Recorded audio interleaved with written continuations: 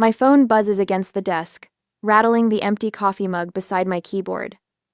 3 monitors surround me, each displaying a different security protocol simulation for Aurelius networks. I glance at the notification, expecting another client update. It's Colton. Family meeting Saturday. Mom needs surgery. Dad's memory getting worse. Urgent. The phone slips from my fingers, clattering onto the desk. Coffee splashes onto my worn jeans, but I barely notice the spreading stain. Willow Harbor. I haven't been back to our lakeside community in almost 2 years. The last gathering plays in my mind like a horror movie I can't stop watching. Dinner at the country club. Colton's firm handshakes with the mayor, Maris showing off her 3-carat diamond while her husband ordered another round of drinks. When are you going to get a real job, Pies? Colton had asked, his voice carrying across the table loud enough for neighboring diners to hear. This playing with computers thing was cute in college, but you're 30 now. Maris had patted my hand with practiced sympathy. Elliot knows someone at his firm who might hire you for their IT department. Benefits and everything. The heat of humiliation burns my cheeks even now, remembering how they dismissed Granite Key Cyber as playing with computers while Mom and Dad nodded along, concerned but resigned to my apparent failure. They don't know. 4 months since the acquisition and I never told them. The irony sits heavy in my chest. After leaving home with exactly $260 in my pocket at 23, I now have more money than I know what to do with. Yet here I sit in a rented 1-bedroom apartment, wearing yesterday's jeans, staring at a bank app showing an 8-figure balance. My fingers hover over the phone. I could call Colton back right now. I could tell him everything. But something stops me, the same stubborn pride that kept me working 18-hour days when everyone said I would fail. A gentle knock interrupts my thoughts. Noelle enters without waiting for my response, a manila envelope tucked under her arm. Her crisp white blouse and perfectly tailored slacks make my casual outfit look even more disheveled. Your 0.6% Aurelia stock vested today, she says, placing the envelope on my desk. That's another $11.2 million. Her voice remains professional, but her eyes search my face. Will you finally tell your family who you really are? I stand abruptly, coffee dripping from my jeans onto the industrial carpet. I'll go, but on my terms. The decision forms like concrete hardening. I reach for my phone and dial Colton's number, forcing my voice into deliberate neutrality when he picks up on the first ring. I got your text. I'll be there Saturday. Great, Colton says, his relief palpable through the phone. We need to discuss options for Mom and Dad. Everyone needs to contribute what they can. My jaw tightens. What facilities are you considering? Don't worry about that part, Pies. His dismissive tone stings more than it should after all these years. We've researched several places. Just show up and we'll figure out what you can handle. I end the call before saying something I'll regret. The stakes have never been clearer. This isn't just about my parents' care, but about my dignity and self-respect after years of dismissal. Noelle appears in the doorway again. I can have the corporate jet ready by Friday afternoon. No, I shake my head. That's not who they expect to see. I turn to my computer, booking a commercial flight to the regional airport nearest Willow Harbor. Then, almost as an afterthought, I send a text to Briggs, our security director. Need helicopter standby for Saturday afternoon, Willow Harbor area. His response is immediate. Understood. We'll coordinate landing permissions. Noelle watches me with a mixture of concern and approval. They've had control long enough, haven't they? I nod, feeling the power imbalance that has defined our family for years. They assume complete financial control of the situation, because they've never seen me as capable. That changes Saturday. An hour later, Noelle returns carrying a bundle of clothes, my worn Stanford hoodie with the faded logo, and a pair of jeans with a small tear at the knee. Your family costume, as requested, she says, laying them on the back of my chair. Her expression grows serious. You don't have to hide who you are anymore, you know. The vulnerability I've kept locked away threatens to surface. They've never seen me succeed. I'm not sure they can. My desk phone lights up. Briggs. Miss Bennett, the Haven Ridge estate papers are finalized, he reports. Camden Memory Care Initiative is ready whenever you need it. Thank you, Briggs. I hang up and meet Noelle's determined gaze. For the first time since receiving Colton's text, I feel something like anticipation. The thought forms clearly, bringing with it a strange sense of peace. Maybe it's time they met the real me. On Sunday, I arrive at the familiar two-story colonial, just as twilight settles over Willow Harbor. The rideshare driver pulls away, leaving me standing in the gravel driveway beside Colton's gleaming black Range Rover and a low-slung red sports car I assume belongs to Elliot, Maris's husband. My worn hoodie and faded jeans suddenly feel like a deliberate costume rather than comfortable travel clothes.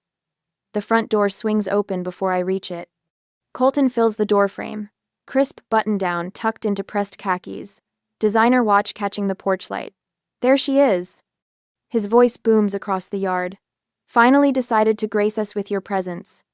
I force a smile and step into his one-armed hug, which feels more like a formality than affection. How was your flight? He asks, guiding me inside. Economy must have been packed this weekend. It was fine. I deliberately keep my response brief, already cataloging his assumptions. Of course I flew economy. Of course I couldn't afford better. The house smells like Mom's lemon chicken, a recipe unchanged in 30 years. The familiar scent twists something inside me, comfort and alienation braided together. Maris materializes from the living room, hair perfectly styled, makeup flawless, despite it being nearly 8 in the evening. Her embrace is quick, perfunctory. You look comfortable, she says, eyeing my outfit. Very Silicon Valley casual. Before I can respond, she presses something into my palm. A gift card. I glance down. $120 to Nordstrom.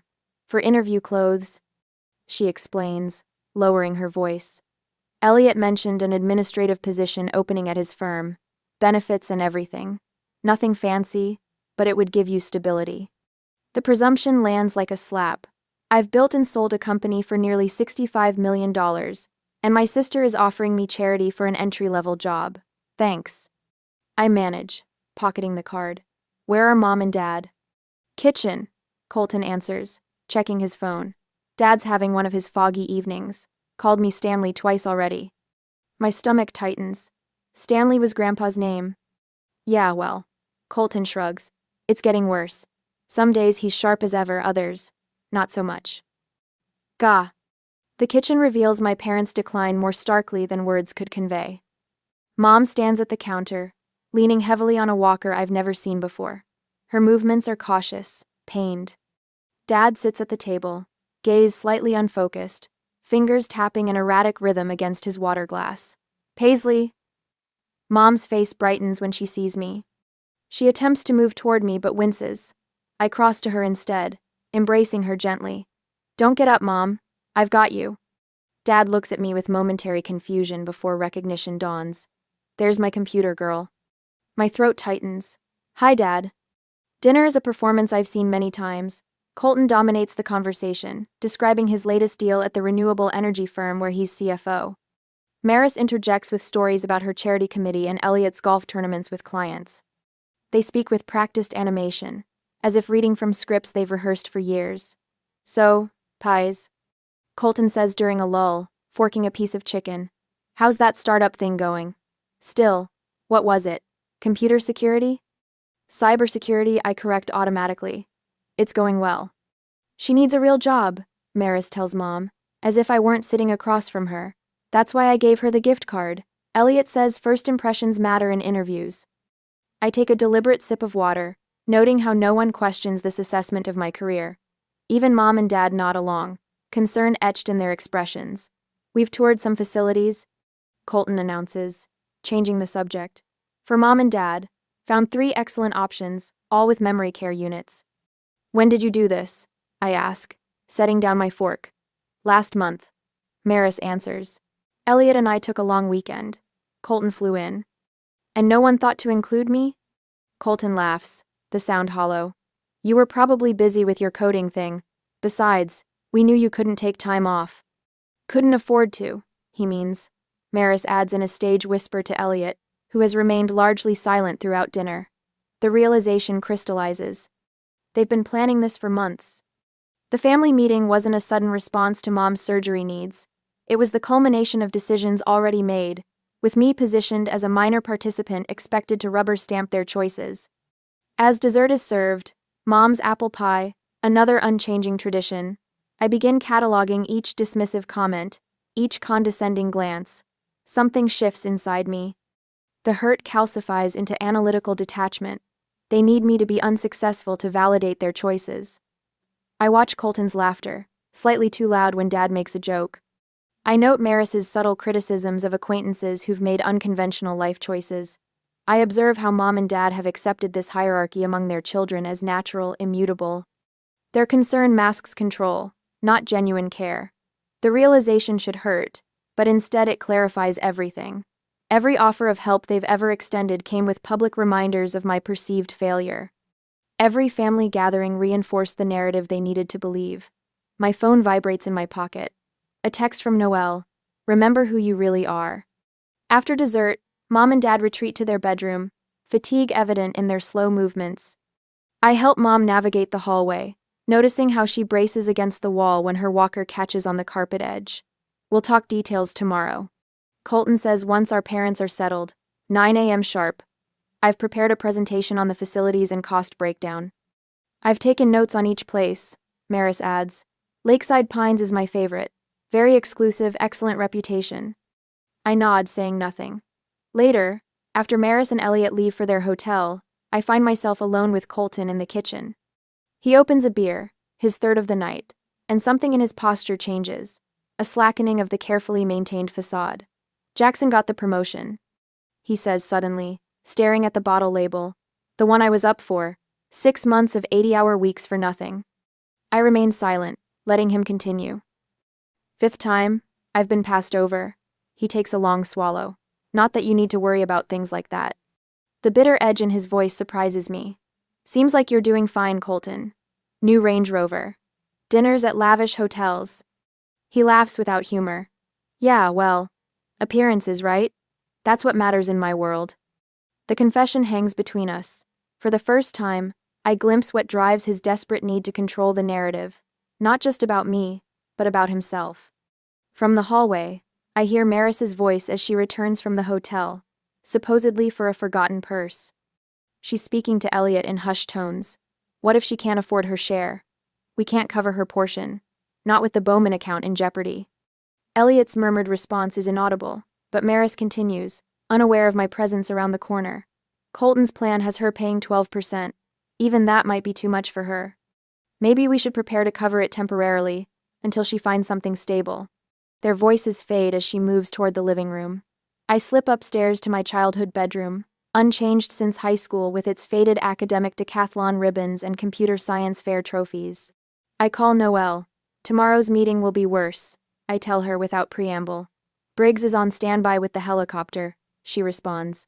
Just say when. I can hear her typing. Ever efficient. Camden Memory Care Initiative details are finalized. Haven Ridge Estate is ready. My phone buzzes with an incoming text. Briggs.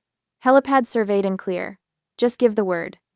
I glance around the bedroom that contains relics of who I was but nothing of who I've become. From downstairs, I hear Maris and Elliot leaving again, car doors slamming. Colton's heavy footsteps pass my door, pausing briefly before continuing to the guest room. Tomorrow they'll present their plan, expecting my compliance. They'll assign me a token responsibility while maintaining control. They'll once again reinforce who they believe me to be. I text Briggs back. Stand by for 11:30 a.m. landing. Setting my phone on the nightstand, I stare at the ceiling, feeling a strange calm settle over me. They've never really seen me. I whisper into the darkness. Maybe it's time they did. The living room of my childhood home feels too small this morning. Glossy brochures cover the coffee table like autumn leaves, each showcasing smiling seniors in meticulously landscaped facilities.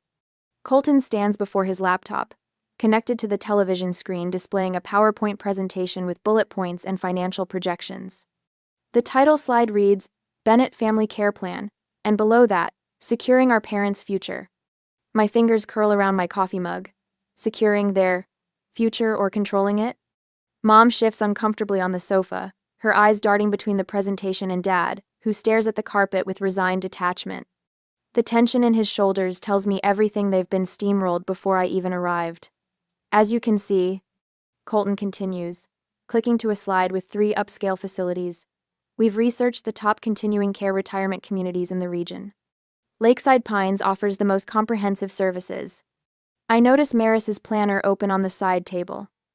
A quick glance reveals handwritten notes about move-in dates 3 weeks from now. 3 weeks.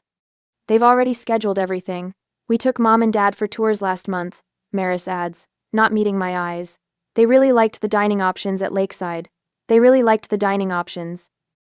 looks up, confusion flickering across his face. We did? Remember, Dad? The place with the nice library, Maris prompts, her voice carrying the practiced patience of someone speaking to a child. I spot their medical files partially hidden under a brochure. The corner of Dad's neurologist report peeks out, stage 2 cognitive decline, not the occasional forgetfulness Colton described. Mom's hip condition requires more extensive surgery than they've admitted. The knowledge burns inside me. Haven Ridge's medical director had already analyzed these exact conditions, creating personalized care plans light years beyond what any institutional facility could provide. My solution isn't just better, it's transformative. I watch Colton advance through slides about amenities and activities, knowing they expect me to nod along, contribute my modest share, and disappear back to my struggling life. I say nothing, taking detailed notes as they continue their performance. Now for the financial breakdown, Colton announces, displaying a chart with 3 colored sections. Monthly costs at Lakeside Pines total $15,800 all-inclusive. Maris and Elliot will cover 36%. I'll handle 52%, and Paisley, he pauses, giving me what he believes is a generous smile. We've calculated your portion at 12%, which comes to about $1,896. Maris jumps in. But Colton and I discussed it, and we know things are tight for you. We can adjust your portion down to $600 monthly, and you can help out by visiting Mom and Dad more often instead. The condescension lands like a slap. They've planned everything, chosen the facility, calculated the costs, divided the responsibility, and graciously reduced my financial obligation while increasing my time commitment, all without once asking what I might contribute to the conversation. And if I had a different suggestion, the words leave my mouth before I can stop them. The resulting laughter makes my skin crawl. Unless you won the lottery, little sister, Colton chuckles.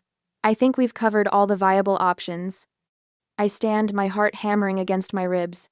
Excuse me a moment. Outside on the porch, morning sunlight filters through the maple tree Dad planted when I was born. I pull out my phone and call Noelle. It's time, I say quietly. Landing in 25 minutes.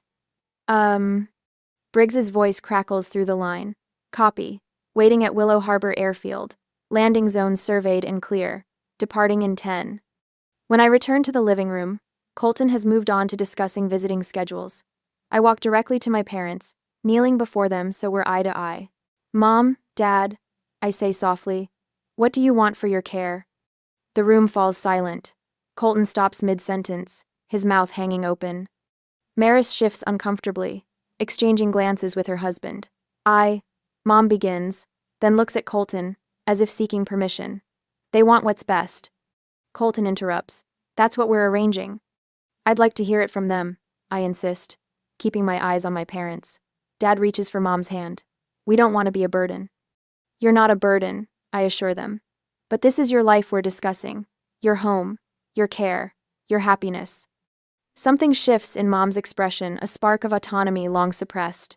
I don't want to leave Willow Harbor, she admits. But we need more help than we can manage alone. Colton sighs dramatically. Paisley, we've been through all the options. There's nothing suitable in Willow Harbor that provides the level of care they need. I check my watch. 23 minutes have passed. Right on cue, the distant thump of helicopter blades cuts through the morning air. The sound grows louder, whipping the leaves outside into a frenzy. The old maple tree sways as if bowing to an approaching storm. Everyone freezes, conversations halted mid-sentence. What on earth? Maris hurries to the window, pulling back the curtain. Her husband follows, squinting at the sky. A sleek black helicopter with the Aurelius Networks logo emblazoned on its side descends onto the front lawn. Briggs sits in the cockpit, his posture military straight even from this distance. There must be some emergency at the Reynolds place, Maris says, turning to Colton with wide eyes. I stand slowly, smoothing the front of my faded Stanford hoodie.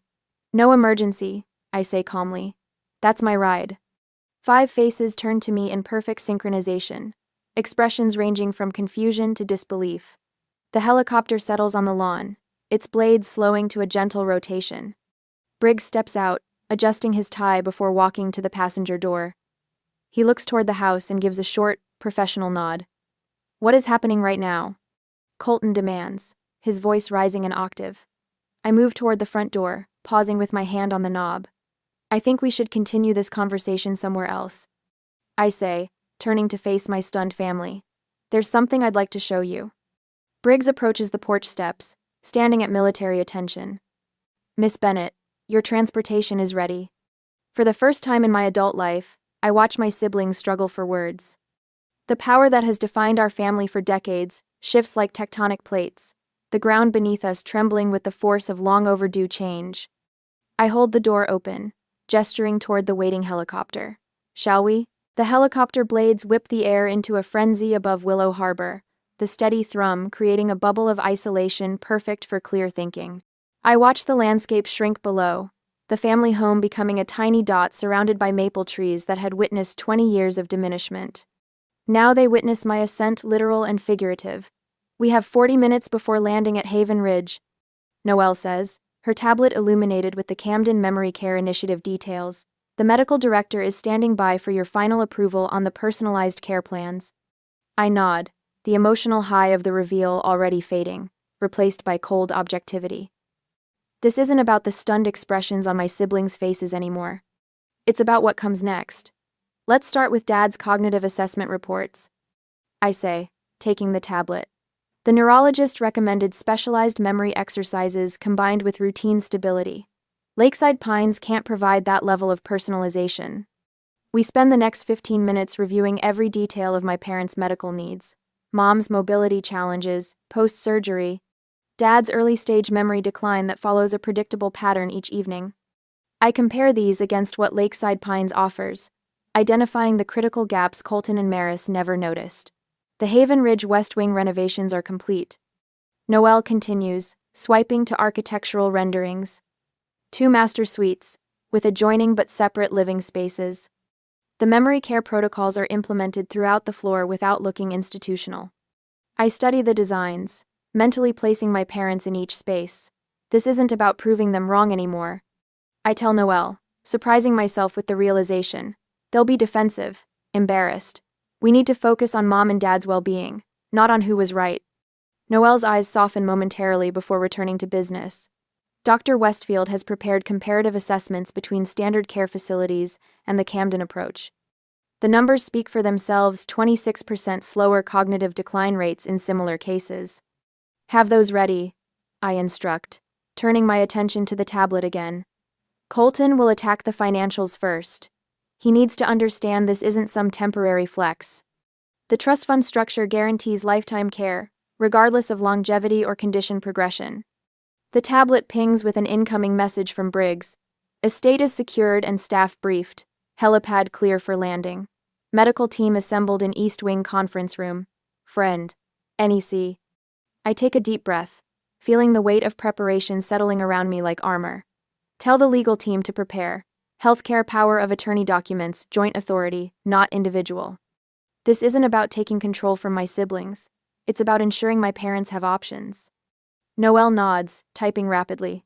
"The memory care coordinator has created individualized engagement schedules based on your father's former professor routines. The physical therapists have designed a recovery program for your mother that maintains her dignity and independence." The helicopter banks gently toward the southwest, revealing the first glimpse of Haven Ridge Estate, 27 acres of manicured grounds surrounding a restored colonial mansion with modern medical facilities, discreetly integrated into the East Wing. "We've gathered comprehensive analysis of Lakeside Pines' limitations," Noelle continues. "Their staff-to-resident ratio is 7-to-1 during daytime hours, 16-to-1 overnight. Haven Ridge maintains 3-to-1 at all hours." I process each detail methodically, building the case not for my superiority, but for my parents' optimal care. The personnel files show specialists in geriatric psychiatry, physical rehabilitation, and nutritional science all standing by to present their credentials to my family. My phone vibrates unexpectedly. "Dad." "Paisley, what's happening?" His voice carries the slight confusion that appears when he's upset. "Your brother is very upset." My stomach tightens. I hadn't considered the immediate aftermath of my dramatic exit my parents caught between warring children. The strategic preparation momentarily falters as emotion surges. Dad, I'm sorry about the tension, I say, keeping my voice steady. Today is about finding the best care for you and Mom, not about who's right. I promise everything will make sense soon. Your brother says you're being reckless with our future, he continues, his voice smaller than I remember. Are we going to be okay? The question lands like a physical blow. In all my planning, I'd focused on the siblings' reactions, not on how my parents would feel caught in the crossfire. You're going to be more than okay. I promise. I'm not fighting against them, Dad. I'm fighting for you and Mom. I end the call as Haven Ridge comes fully into view.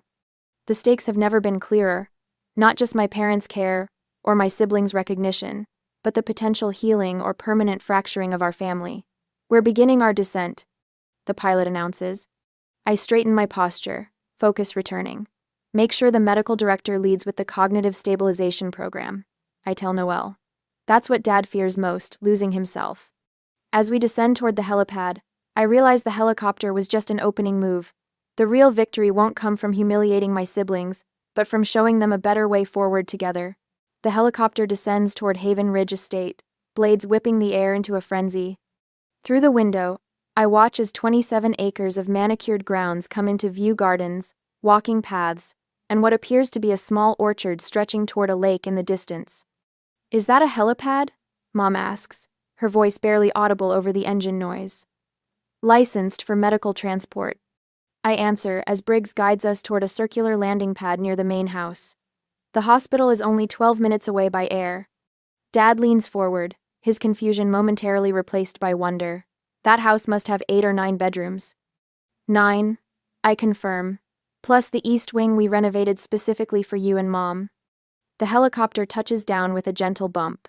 Briggs cuts the engine, and the blades begin their gradual deceleration above us. I watch my parents' faces as they take in the sprawling Georgian-style mansion, with its brick facade and white columns. The estate had been on the market for nearly a year, before I purchased it a foreclosure from a tech executive who'd overextended himself.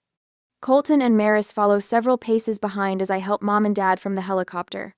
Their faces are masks of strained politeness, but their body language screams discomfort, arms folded, shoulders rigid, eyes darting everywhere except at me. A woman in a charcoal pantsuit approaches, her silver hair caught in the helicopter's dying backdraft. Mr. and Mrs. Bennett, welcome to Haven Ridge. I'm Dr. Eleanor Wiseman, Medical Director of the Camden Memory Care Initiative. She shakes their hands warmly. We're honored to have you visit today. Dad brightens immediately. Doctor? You're a physician? Neurologist, specializing in memory disorders. Doctor. Wiseman answers. I've reviewed your file, Mr. Bennett. I believe we can implement several promising approaches to help stabilize your condition. While Dr. Wiseman engages my parents, a man in his 50s approaches with a tablet. Miss Bennett, the staff is prepared for the tour whenever you're ready. Chef Martinez has prepared lunch for 1 o'clock. Thank you, James. I turn to my family. This is James Holloway, our estate manager. He oversees everything from maintenance to meal planning. Mom's eyes widen. You have a full-time staff? Round the clock, James confirms. In addition to myself, we have 2 nurses, a physical therapist who visits 3 times weekly, a chef, and groundskeeping personnel. We enter through massive double doors into a foyer with a soaring ceiling and a grand staircase. Mom's hand grips mine tightly, her eyes taking in the space with undisguised awe. This way. I guide them toward the east wing. We've prepared this entire section with your needs in mind. The tour unfolds methodically, just as I'd planned. 2 master suites connected by a shared sitting room, a therapy room equipped with the latest rehabilitation equipment for Mom's hip recovery, a kitchen designed with accessibility features, a sunroom overlooking gardens specifically planted with Dad's favorite flowers. The smart home system can be programmed to give medication reminders. Dr. Wiseman explains as she demonstrates a touchscreen panel in the wall. It also monitors movement patterns to detect any potential falls or distress. My parents ask detailed questions, their interest growing with each room we visit. Dad runs his hand along a custom-built bookcase filled with his favorite mystery novels, arranged alphabetically by author. You remembered, he says softly. Of course I did. The lump in my throat makes it difficult to speak. Colton clears his throat behind us. This is just excessive, Paisley. Who's paying for all this? His voice carries that familiar edge of condescension, though now tinged with something new uncertainty. Maris leans toward her husband, whispering loud enough for me to hear, "She's just showing off. This can't be sustainable." I notice my parents' expressions tighten at the escalating tension. Dr. Wiseman continues her presentation, seemingly oblivious to the family dynamics at play. The Camden Memory Care Initiative represents a new approach to aging in place, she explains. Rather than moving residents to an institutional setting, we bring comprehensive care to them in a familiar, comfortable environment. Dad looks between his children, discomfort evident on his face. Mom squeezes his hand, her eyes pleading for harmony. Noelle catches my eye from across the room, giving me a subtle nod. She's noticed the growing tension too. I face a decision point. Address my siblings' skepticism directly, or maintain focus on my parents' needs? The confrontation is inevitable, but this moment should be about Mom and Dad, not our long-standing power struggle. Dr. Wiseman, I interject gently, could you show Mom and Dad the garden? I understand the horticultural therapist has been working on some sensory stations that might interest them. She picks up on my cue immediately. Of course, we've incorporated elements that stimulate memory through familiar scents and textures. Mrs. Bennett, you mentioned you enjoyed gardening? As Dr. Wiseman guides my parents toward the French doors leading to the garden, I turn to my siblings. Let's discuss the financial structure in the library. Just the siblings, I suggest, keeping my voice neutral. I think it's time we had a real conversation. Colton and Maris exchange glances before following me down a corridor to a wood-paneled library. Noelle brings up the rear, carrying a leather portfolio I recognize as containing all the documentation we'd prepared. The library doors close behind us with a soft click. Floor-to-ceiling bookshelves line the walls, and a large mahogany table dominates the center of the room. I've arranged everything perfectly: financial records, trust documents, medical assessments, all organized in neat stacks. We're finally at the point of maximum readiness. Every preparation has been completed. The stage is set for the confrontation that's been brewing for years. Noelle takes a position near the door, her posture professional, but her eyes conveying quiet confidence. "You've done everything possible to make this work," she murmurs as she hands me the portfolio. I feel a strange calm settle over me. This isn't about revenge anymore. It's about resolution, about finally breaking through years of misunderstanding and dismissal. Colton and Maris take seats across from me, their defensive postures telegraphing their unease. The moment stretches between us, taut with anticipation. I open the portfolio and meet their eyes directly. "There's something you need to understand about me. You can't possibly afford this," Colton says, gesturing toward the window where the estate stretches beyond. His voice carries that familiar tone, the one he's used since I was 12 and tried to join his science fair team. "What's really going on, Pace?" I reach for the tablet Noelle placed on the desk, but Maris cuts in before I can respond. "You're just trying to show us up with borrowed money or some tech bubble nonsense." Her manicured nails drum against her crossed arms. "This is about Mom and Dad, not your ego." The accusation lands like a slap. My fingers curl against the leather desktop. "Is that what you think this is?" I keep my voice level despite the heat rising in my chest. "A stunt?" "Your entire career has been a series of stunts," Colton says, his CFO voice in full deployment. "Parents need stability, not flash. Your history shows you can't commit long-term to anything." Maris nods, reinforcing his attack. "Remember your crypto phase? Your app idea? Your security, whatever? None lasted. Now suddenly you have a private helicopter and a mansion?" She laughs, the sound brittle. "What bank did you rob?" Their coordinated attempt to re-establish me as the unreliable child is so predictable I could have scripted it. What I hadn't scripted was the door opening behind me. "Why can't you children ever work together?" Mom's voice breaks through our standoff. She stands in the doorway, leaning on her cane, Dad beside her with confusion clouding his eyes. "What's happening?" Dad asks, looking between us. "Why is everyone angry?" The sight of their distress crystallizes everything. This isn't about Colton or Maris anymore. It's about Mom and Dad seeing the truth for the first time. I press my palm against the tablet, activating the screen. With a swipe, I send the display to the large monitor mounted on the library wall. $64.8 million. I say calmly. The acquisition announcement fills the screen. Granite Key Cyber's purchase by Aurelius Networks. My name and title prominently displayed. Paisley Gonzalez, founder and CEO. That's the acquisition price 4 months ago. I'm now Senior Vice President of Security Architecture at Aurelius, with a 0.6% stock position currently valued at approximately $34 million. Colton's mouth opens, then closes. Maris steps closer to the screen, squinting as if it might be a forgery. Shard Cloak was my patent. I continue, bringing up the patent documentation. It's now the security backbone for 16 Fortune 100 companies. Before that, we built custom security solutions for government contractors, banking institutions, and healthcare networks. I switched to bank statements, property deeds, foundation documents. Each slide reinforces what they're struggling to process: not just wealth, but sustained, strategic success. The Camden Memory Care Initiative isn't a vanity project. I explain, turning to my parents. It's a professionally managed foundation with a dedicated medical staff and administrative team. Everything here, the estate, the helicopter, the staff, is part of a comprehensive care solution that's been in development for the past year. Noelle steps forward from the corner where she's been silently observing, placing a folder on the desk. The trust documentation, as requested, she says. Lifetime care guaranteed. Dad approaches the screen slowly, his finger tracing the headline announcing the acquisition. This is real? He asks, his voice smaller than I've ever heard it. Yes, Dad, it's real. But you never said anything, Mom whispers. All this time. Because it wasn't about the money, I answer. It was about building something that mattered. The silence stretches as they process what they're seeing. Maris sinks into a leather chair, her perfect posture crumbling. Colton remains standing but looks as if someone has cut his strings. Dad turns from the screen, his eyes clearer than they've been all day.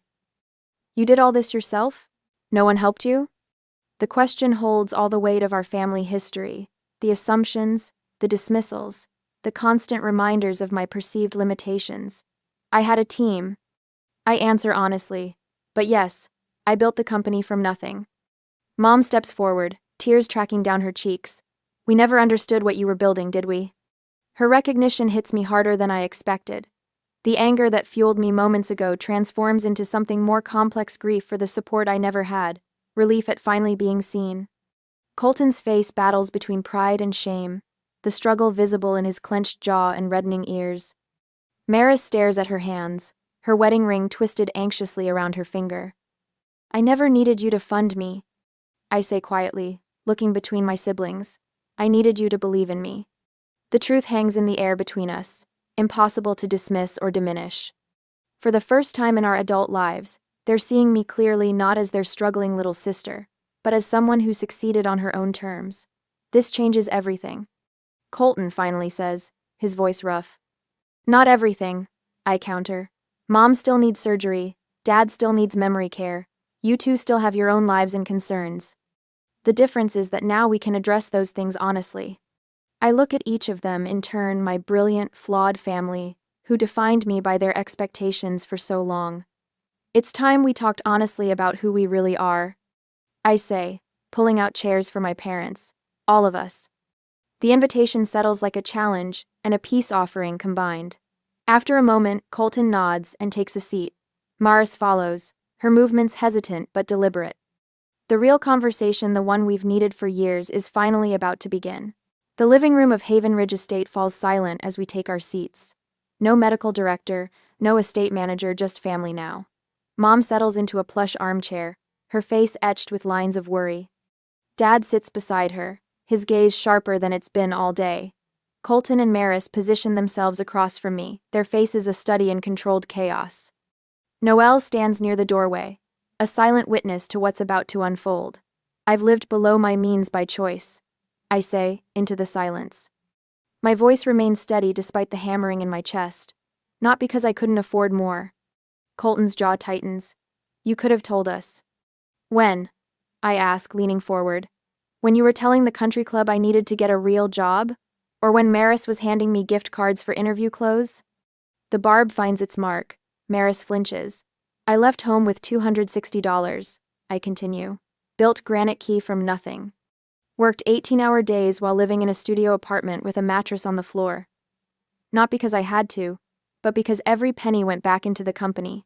Mom's eyes fill with tears. We never understood. You never asked, I reply, gentler now. You saw what you expected to see. Dad clears his throat. We compared you kids constantly, he admits, voice rough with emotion. Measured success by titles, houses, cars. That was our failure, not yours. His words hang in the air like a confession. Something shifts in the room, a lifetime of assumptions cracking open. I hate half my life, Colton blurts suddenly.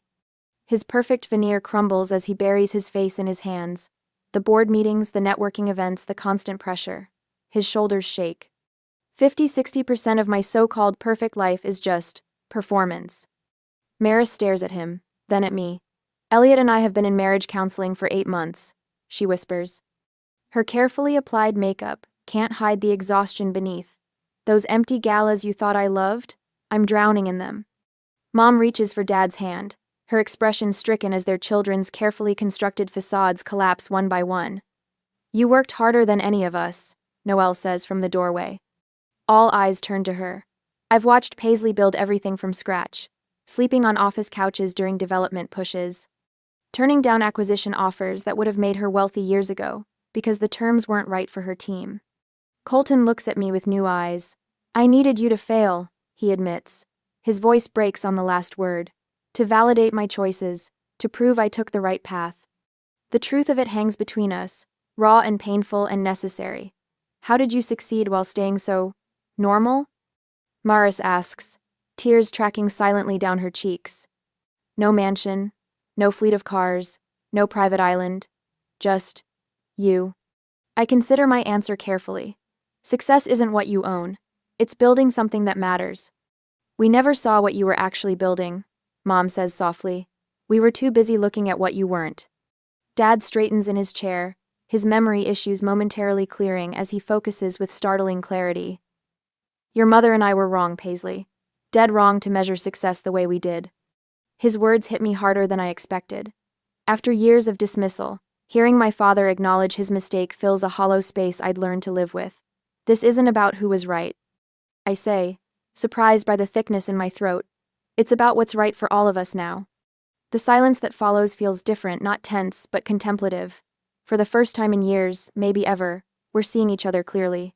The Camden Initiative, Colton says finally. It's brilliant, comprehensive, better than anything we found. He meets my eyes directly. How can I help? The question catches me off guard.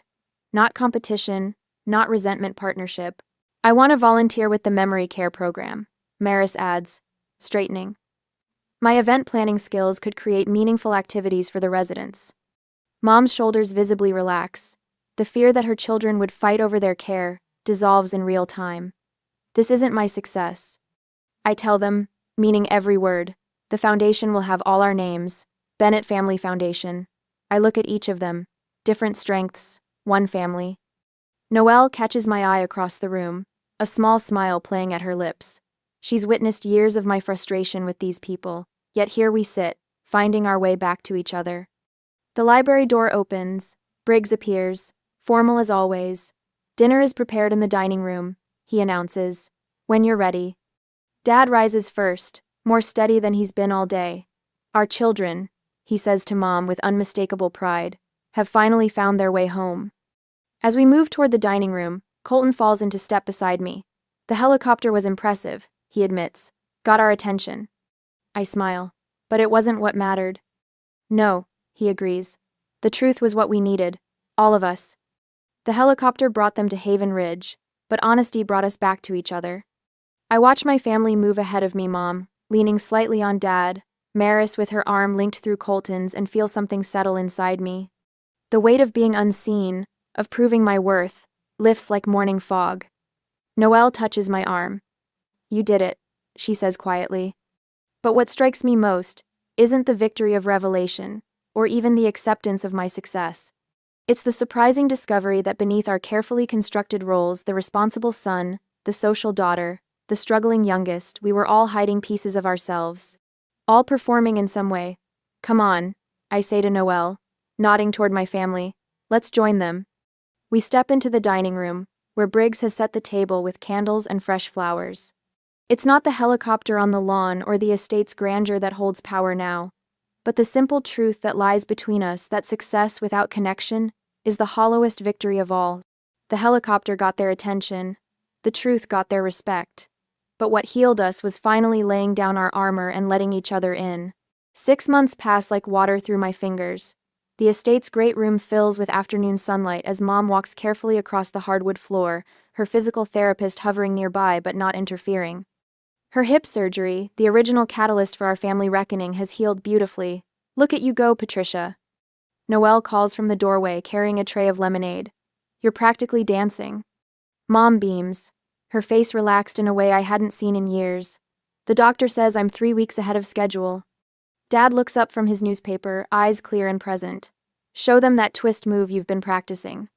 Mom demonstrates a careful pivot, her silver hair catching the light. The memory care program has stabilized Dad's condition remarkably. He still has occasional foggy moments, but they're becoming rarer as the specialized care takes effect. Colton enters through the French doors from the garden, dirt smudged across his polo shirt. Gone are the pressed suits and polished loafers. He's been spending Thursdays and Fridays working with the sustainable landscaping team, developing a garden therapy program for memory care residents. The tomato plants are thriving, he announces, accepting a glass from Noelle. Dad, remember those heritage seeds you mentioned? I found a supplier. The easy conversation between them still surprises me. After Colton's dramatic exit from Hamilton Financial 6 weeks ago, he's been exploring environmental advocacy full-time. His former colleagues were shocked, but I recognized the liberation in his eyes immediately. P.S. The Renewable Energy Coalition wants to partner with Camden's second location, he says, sitting beside me. Their marketing team is drafting the proposal now. The doorbell chimes, and Briggs ushers in Maris, her arms filled with art supplies. She's traded designer handbags for canvas totes, her therapy practice specializing in relationship communication taking off faster than any of us expected. Look what Patricia's memory residence created yesterday, she says, carefully placing a collaborative painting on the coffee table. We're calling it Remembered Gardens. Dad examines it closely, nodding appreciatively. Remarkable how the colors flow together, like separate lives finding common ground. I catch Maris's eye across the room. 6 months ago, she would have dismissed Dad's observation as sentimental. Now she smiles, genuinely moved by his insight. The weekly family dinner has become our new normal.